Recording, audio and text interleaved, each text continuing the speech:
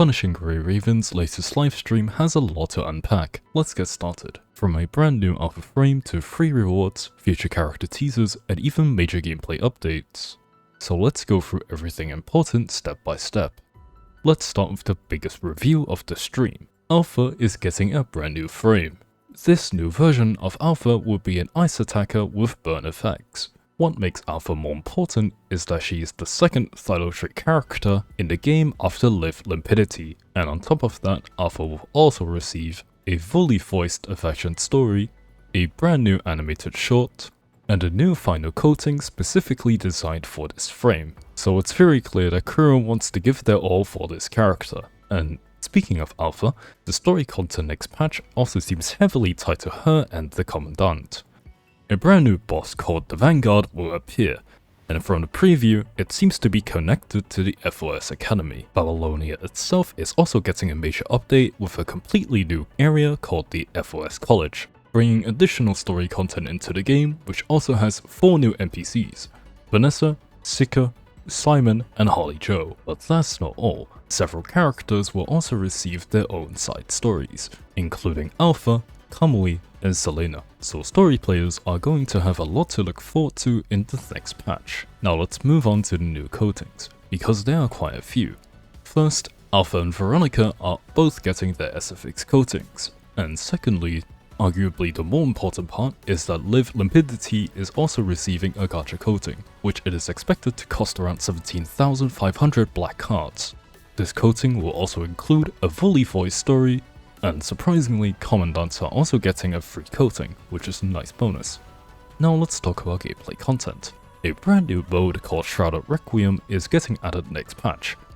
From the livestream, it looks very similar to the Godforce style gameplay mode, but significantly less punishing. The mode will feature 4 major characters, Alpha, Veronica, Kamui, and Vatia. So it seems like it will be one of the main endgame activities moving forward.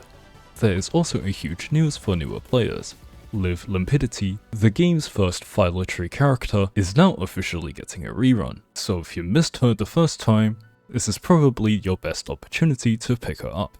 Considering how important Thylotry characters are becoming for future content, we personally don't recommend skipping her once again due to Thylotry characters have been shown to be more future-proof. The livestream also revealed several important quality of life changes. They are also making a makeup sign-in feature, where you will use one of these cards to make up for the day that you've missed the login, and you can claim the 100 black cards that you've missed because of that missed day. And you can get 2 of these per week by doing weekly missions. New gacha animations, various UI and progression improvements. Now let's talk about the part that everyone cares about, the rewards. And honestly, this patch is giving a lot. A free coating selector from the game's first patch all the way up to Vera's debut patch. 1 free S-rank selector up to Ishmael, 1,000 event R&D tickets, 2,000 basic research R&D tickets, up to 34 pulls in the Tidal 12 event, and an additional 20 pulls from events and game modes. And before ending the stream, Kuro also teased several future characters and upcoming content. First, Vatia is getting a brand new coating, then we're getting a full summer coating lineup including Bianca, Selena, Valentine, and Teddy, with Teddy's coating being completely free.